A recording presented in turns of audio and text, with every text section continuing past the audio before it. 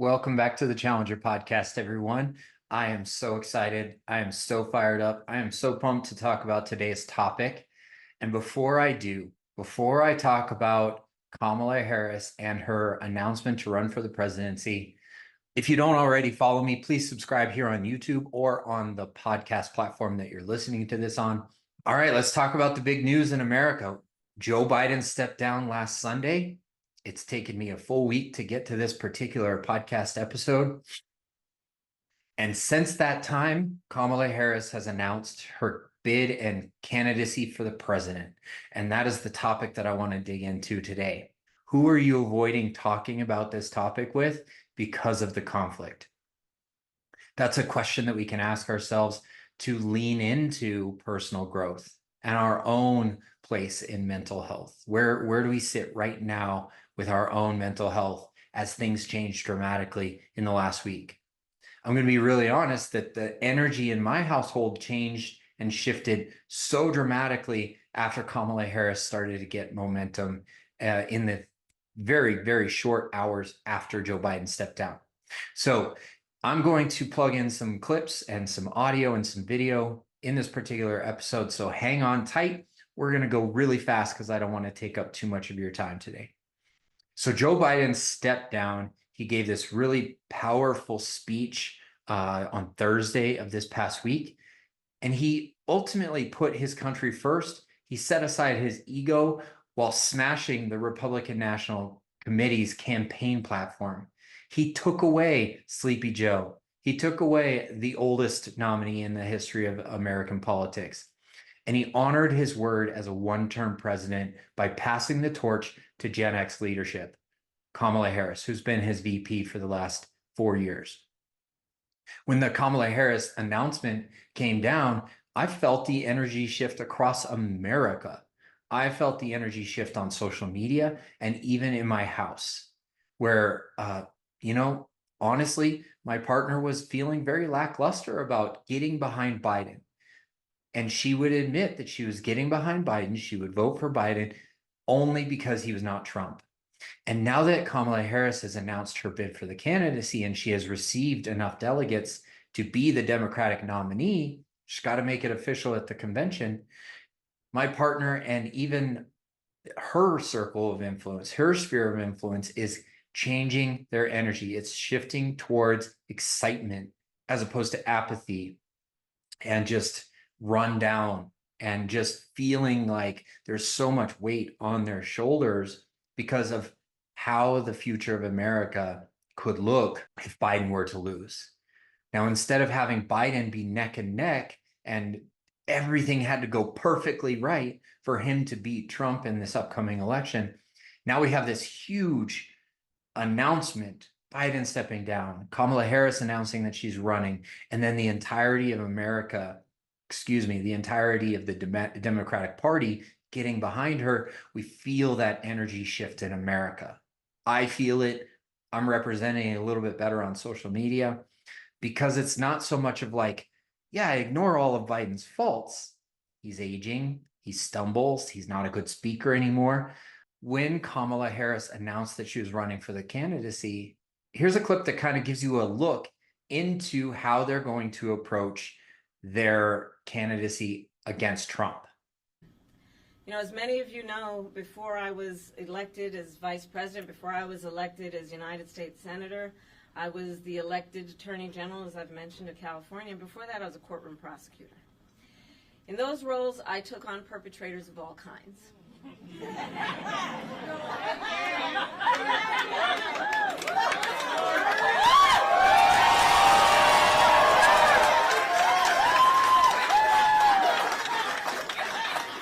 Predators who abused women, fraudsters who ripped off consumers, cheaters who broke the rules for their own gain. So hear me when I say, I know Donald Trump's type. On top of that, the energy shift that came, it's not just a vibe, it's actually a tangible shift in the energy of America, shifting towards backing a candidate. And it comes in their fundraising efforts. In this past week, $231 million has come into supporting the Kamala Harris candidacy for the president. I mean, you just see so much fundraising flooding in the first few hours after the announcement that she was going to run. Many of the party supporters and volunteers donated $81 million in what is being described as small dollar donations. Her campaign team also received $150 million in donations from the big donors, and this is being described as the highest donation ever received throughout the history of the US in a span of 24 hours. And it totals $231 million received within a span of 24 hours after Biden decided to end his election campaign. Now, where did this money come from? The campaign team stated that within an hour, the team raised $11 million on Sunday. The donations also reached $49.6 million within 15 hours after Biden ended his campaign, and that amount swelled to $81 million within a period of 24 hours. The team secured $150 million in pledges, and Biden had already received $122 million by the end of June, and Harris will be inheriting this money, this amount too. Because Kamala Harris was already on the ticket with Biden, it was the Biden-Harris campaign. The campaign has renamed itself Harris for President, and these donations are bound to boost the campaign prospects for Vice President Harris. She's yet to receive an official presidential nomination, and there's some opposition to her candidacy. However, the energy shift that has shown up in financial donations just makes it a moot point to have anybody else in the conversation. No one else is going to be able to raise this kind of money. She's brand new to TikTok, where she has 2.2 million followers in just a few days. She's now competing with the Trump account. Biden's account never had that kind of momentum, maybe 800,000 followers. But based on the foundation, based on the fundraising that they've done in the last week, Gen Z is buying in and using social media to advance the Democratic Party towards a win in November. The comparison between Harris's TikTok account, 2.2 million followers in just a few days, competing with the Trump account, you'll notice there's differences. Trump's account is crafted to show only wins. I think they moderate the comment section. They had a video go from 5 million views to 70 million views in just a short period of time. There's only suspicion behind that, because if you look at the comment section, or if you look at the likes on each of those videos, the ratio does not line up with typical like to view ratio. It's curated, it's crafted to show that Trump is only positive. There's nothing negative in the comment section, which, if you know anything about social media and the algorithm, negative comments help the algorithm just as much as positive ones. So I only moderate my TikTok account when somebody is crossing a boundary, when somebody is saying inappropriate things in the comment section. I had to block somebody yesterday because they just did not respect a boundary that I set with them. And going back to my previous learnings and understanding through my relationship, dating, and Enneagram personal growth period of my life, I understood what boundaries are, how to share them, and how to stand firm on those boundaries so that I can protect this community that's being built on TikTok. If I hadn't done all that personal work, I would not be able to set a boundary with somebody on TikTok. And then eventually when they cross it again, immediately block them. No explanation, just hey, here's the boundary. Hey, I recognize you crossed that boundary. There will be consequences in the future, and then block them. Same thing can happen in our personal lives too. Your aunt or uncle who drinks too much at Thanksgiving, who is crossing the boundary of where you want to take this conversation about politics. Hey, Aunt Joe. Hey, Aunt Karen. Hey, Uncle Tom. I really value our relationship, so I'm going to set a boundary and just say, hey, today is not the day. I would love you to be both physically and emotionally sober when we have this conversation in the future. And if they keep pressing, you set the boundary in the exact same way. Hey, there will be consequences. Maybe one of us has to leave the house. And that is to protect our environment, protect our mental health. If I hadn't gone through all of that personal growth, intentional work, probably wouldn't understand how to set these boundaries with family, friends, and people who are strangers on the internet. All right, moving on. Let's talk about the Biden-Harris administration as a whole. When Vice President Harris announced her candidacy for the presidency, she put out this, she made this speech. They intend to end the Affordable Care Act and take us back then to a time when insurance companies had the power to deny people with pre-existing conditions. Remember what that was like? Children with asthma, women who survived breast cancer, grandparents with diabetes. America has tried these failed economic policies before, but we are not going back. We are not going back. Not going back. We're not going back. We are not going back. Not going back. Because ours is a fight for the future. And that speech right there got me so fired up. I had so much joy and so much anticipation and so much energy well up in my body that I actually fought back tears when I saw that speech, because it's the country rallying behind a cry. We're not going back. We're not going back. And that's alluding to a time in our history of America where women had fewer rights, affirmative action, civil rights were not a thing, right? And one of the attacks that the Trump campaign is going to make on Vice President Harris and her campaign is that it was the worst presidency in the history of America. She is the worst vice president with the worst vice presidential ratings or favorable ratings in the history of America. And none of that is true. And here is a list of the top 40 things that the Biden-Harris administration is credited with. These are all the positive things that they've done to progress the nation forward. And that's what gets me excited about the Harris campaign, is for progress for America, not just for me. I don't know what's going to happen to me in the future, but I certainly have information from Trump's administration and information from the Biden-Harris administration in order to compare apples to apples, right? I've spent some time talking about the two administrations in the past, but it is very clear that Kamala Harris is going to build a platform around reproductive rights, all the way from IVF treatment to abortion codified into law.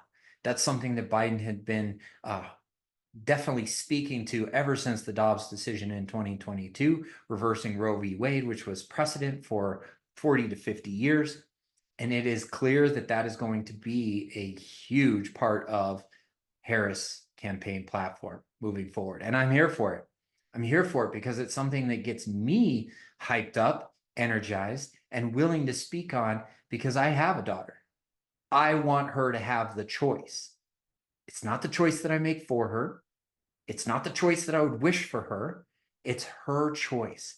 And if she were to ever come to me and say, Dad, I went through this thing. I feel really guilty about it. I feel really humbled by it. I feel really terrible about it. I need your support. Can you just listen to me for a little while? Can you just reflect back to me? Can you just sit here quietly with me while I go through it myself? And again, this is not about me. This is about her rights to make the choice that's best for her. It's also my duty as her father to just sit with her, to listen, and to only provide the support that she asks me for, or that she says yes when I offer certain support. It is not, as I've seen in my comment section, about guiding them to make the right decision as they grow up. That's not what parenting is about. Parenting is about showing them how you live and listening to them when they disagree or when they make other choices. Yes, we can give them consequences for terrible decisions. Every choice has a consequence. But we are not going to blame parents for their children's choices. But we're also not going to take that choice away from them either. And that's where I stand on that issue. Before I get into the Enneagram 6 hinge prompts, I want to talk about what the Trump campaign has and will say about the Harris campaign in order to defeat her. And there's no real strategy yet as Trump is dealing with the change in the Democratic nominee from Biden to Harris. There's no real strategy yet. They might be criticizing her laugh. They might be pulling up video clips of her using a coconut tree analogy, which we'll get to in a second. They might actually use strategy that says, she's a cat lady. She's lying, Lyin apostrophe. She's crazy. She's radical. She's too liberal. All of which have no truth to them. They're just attacks on who she is, not her policy, not her qualifications, not her capabilities. It's attacks on her personally, not attacks on what she's done or what she will do. Kamala Harris's track record speaks for herself. Howard grad, UCLA law grad. She worked in the Alameda County District Attorney's Office, which is Oakland. She then went to San Francisco District Attorney Office, where she then became the county's district attorney. She then went on to the Attorney General of California, and then a state senator representing California's constituents, straight to the vice presidency. That's 21 years since 2003, 21 years of solid work that includes winning elections, right? We didn't just vote for Biden in 2020, we vote for Biden-Harris, which meant that we believed, 81 million people believed, that she was one heartbeat away from the presidential responsibilities in case something happened with Biden. We trusted her enough, like Biden did, to elect her vice president, right? So let's kind of expand a little bit on the Trump campaign's strategy to defame or to like belittle Kamala Harris's presidency campaign. And here's the coconut tree analogy. I want to expand. I want to give Harris the platform to expand on what the coconut tree analogy is all about. So here's the clip. They convinced us we were special. We weren't particularly special, but we believed them when they told us that we were. And so we thought then about what we could achieve and our responsibility. And we had a sense of optimism about what we could do. And for so many of us, doing something that someone like us had never done before. It's about a perspective, it's about a state of mind, and then fueling that with the resources that are necessary to help all of our young people understand how special they are. We also understand there's a difference between equality and equity. Equity is everyone deserves to have, right, and be treated equal. But equity understands that not everybody starts out on the same base. So if you're giving everybody an equal amount, but they're starting out on different bases, are they really going to have the opportunity to compete and achieve? But it's also about what is the culture of the environment? How are we approaching this issue in a way that we also understand we cannot support and help our young people if we also don't also look at the context in which those young people live and are being raised. Part of the extension of the work you will do is, yes, focused on our young leaders and our young people, but understanding we also then have to be clear about the needs of their parents and their grandparents and their teachers and their communities, because none of us just live in a silo. Everything is in context. My mother she would give us a hard time sometimes, and she would say to us, I don't know what's wrong with you young people. You think you just fell out of a coconut tree? And what I want to applaud the Harris campaign for doing is they're leaning into that soundbite. They're steering into the skid where that could be perceived as her rambling or ranting or this word salad that I get in my comment section on social media. What I really appreciate about the Harris campaign is actually expanding on what that analogy means. They're not ashamed of it. It's actually a great story from Kamala Harris's experience with her mother. And when she expands on the meaning behind that, it's actually something that we can buy into because it's talking about the generations that have given each child in America their context. We don't live in a vacuum. We don't live in a silo. There's context to each and every single one of our lives. And the fact that Kamala Harris understands that means that she has empathy. I don't hear a lot of empathy from Trump or his campaign. It's just slinging slander and defamation at their opponents. Biden is too old. He's not mentally fit for office. He's not mentally fit for the campaign. And then when he does drop out, oh, he can't do that. And it's just whining, whining, whining when a better candidate takes Biden's place. This is a candidate that has fired up half of or more of America.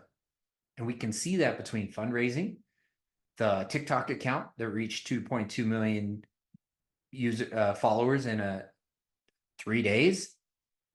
And we can point to the success that the Biden-Harris administration has. And to kind of close out this conversation about how the Trump campaign is going to attack Kamala Harris as this presidential campaign moves forward, here's a clip of Donald Trump saying, "We don't want you here." But this November, the American people are going to tell her, no thanks, Kamala. You've done a terrible job. You've been terrible at everything you've done. You're ultra-liberal, and we don't want you here. We don't want you anywhere. Kamala, you're fired. Get out of here. You're fired. So now we have a new victim to defeat. Lion Kamala Harris. Lion. L-Y-I-N apostrophe. What's your takeaway from all of that? My takeaway is that the Trump campaign is going to use Harris's personality and her attributes against her as opposed to her policies. And I think that if the debate ever actually happens, because Trump is backpedaling away from the debate on September 10th, he wants to change the network. He wants to say that, like, we can't plan any debate because they haven't officially nominated Harris for their presidential nominee yet. Guarantee it's going to come down any day now. And then what, Trump? How are you going to back out of that debate? When it comes to the debate, Harris is going to wipe the floor with him because of all of her experience as a district attorney, as a prosecutor, standing up against people who are exactly like Trump in the judicial system. And that is a distinct advantage moving forward into these campaigns. The Trump campaign will attack her personally and her appearance. The Harris campaign will attack Trump's track record. And you will note that difference across the board. Let's talk some shit about how the Trump campaign and the MAGA Republicans are using a DEI hire and how Harris slept her way to the top as a campaign strategy to knock down her credibility and her capability and her qualifications. So here's a clip of GOP Representative Tim Burchett talking about Kamala Harris being a DEI hire during the 2020 campaign. Biden said, first off, he said he's going to hire a black female for vice president, and that he just skipped over. What about white females? What about any other group? It just, when you go down that route, you take mediocrity, and that's what they have right now as a vice president. So are you suggesting she was a DEI hire? 100%. She was a DEI hire. And in response to that, here's Reverend Al Sharpton giving a glimpse into how civil rights are impacted when we use DEI hire as a negative. To call the Vice President of the United States a DEI hire is really just to cover up a very racist reaction, because the inference is that she was not qualified. Here's a woman that was the district attorney in San Francisco, attorney general of California, senator from California to the United States Senate, and then vice president of the United States, all voted on by people, millions of people of all races. So what makes her a DEI hire? Are you saying the millions that voted for her were doing a token vote? Or were you saying they see that qualifications have nothing to do with gender and race? It's despicable, and it shows that they're trying to bring us back to the days of Jim Crow. On top of that, here's Jasmine Crockett's response to the DEI hire label that Kamala Harris is getting from the right now. Again, you know what? I want people to listen to them. If you just listen to what they say, it will tell you everything that you need to know. Number one, you can obviously see that he's ignorant as all get out. And number two, you can see that he wishes he had half the competency of Vice President Kamala Harris. Don't talk to me about what a DEI hire looks like, because we know that you have never, ever engaged in diversity, equity, or inclusion when it came to your office. So we know that you don't know anything about hiring diversity. But let me tell you one of the real facts about diversity in this country. We're missing out on trillions of dollars in GDP, and they can go and check the receipts if they want to, because we have the rogue governors coming out of the state of Texas that are anti-DEI. We've got the rogue governor in Florida and so forth. And so what they need to do is get over their incompetence and just try to get on our level and decide that they're going to compete and start to come up with actual policies instead of going after people because of how they look or how they were born. Instead, they need to focus on taking care of the American people, which means that you're going to take care of people other than just white folk. It means that you take care of brown, Hispanic, Asian, and everyone.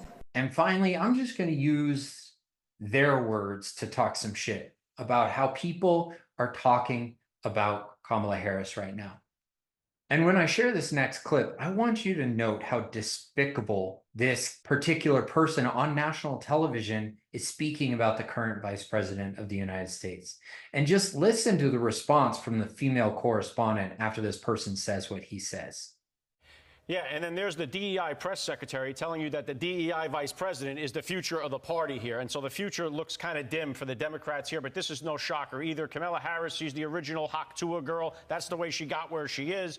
And the party's going downhill if it's in her hands. That was tough. That was harsh. And alluding to a vice president with all of those qualifications that I've listed previously on today's episode, how could you even say out loud, publicly or privately, that the current vice president with all those qualifications slept her way to the top?